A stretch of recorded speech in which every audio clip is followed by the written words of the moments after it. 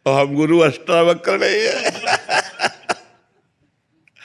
भाई राजा जनक जैसा शिष्य और अष्टावक्र जैसे गुरु, तो उन्होंने कहा घोड़े की रकाब पे पैर रखते हुए जितनी देर में बैठा जाता है इतने में ब्रह्म बोध करा देंगे।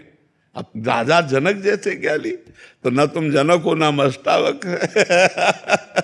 इसलिए बात यही समाप्त होती है, नाम जप करो, जब कृपा लाडली की तब दर्शन दे दे। लाडली कोई किसी के अधीन थोड़ी है, ब्रह्म भी जिनके अधीन है, जाके अधीन सदा इस सांवरो या ब्रज को सिरताज, हमारे माई श्यामाजू को राज।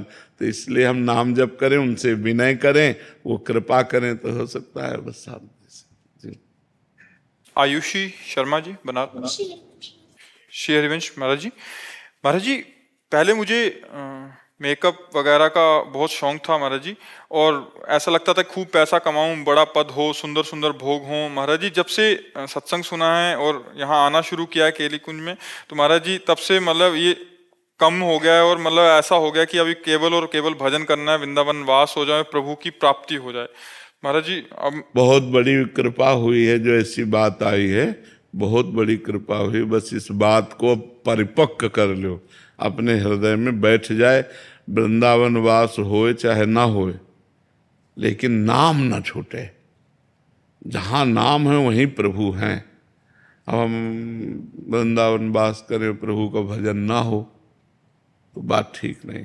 हमको प्रधानता रखनी है पहली बात प्रभु के भजन की, कि हम जहाँ भी रहेंगे प्रभु का सुमिरन करेंगे।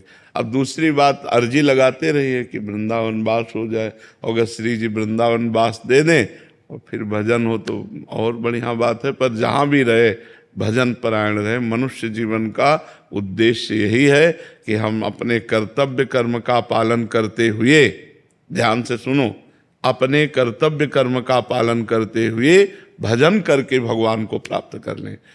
कहीं भागने की जरूरत नहीं है, कहीं कुछ बदलने की जरूरत नहीं है।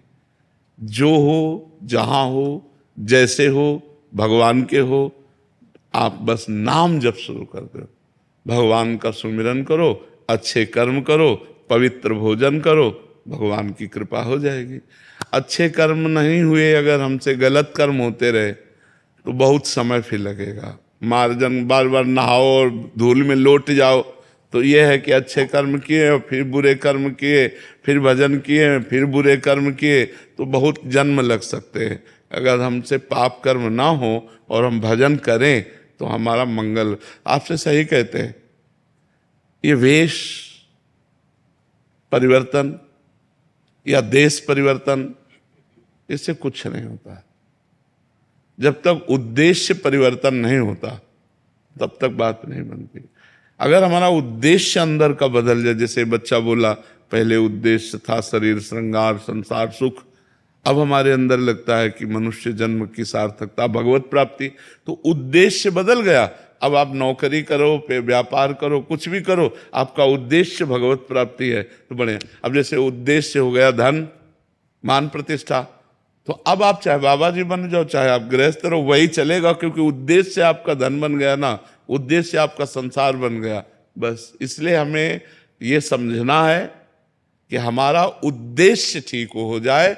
भेष परिवर्तन, स्थान परिवर्तन खास बात नहीं है, खास बात है उद्देश्य परिवर्तन। और उद्देश्य जो बनावे उसकी सुरक्षा के लिए फिर वैसे ही आचरण करे, वैसे व्यवहार करे। ऐसे में शास्त्र स्वाध्याय करना, नाम जप करना, संयम से रहना, कोई पाप ना हो और खूब भजन करना, तो भगवान की प्राप्ति हो जाएगी। उद्देश्य परिवर्तन महान वस्तु है, स्थान परिवर्तन, भेष परिवर्तन इसका कोई खास विषय नहीं है।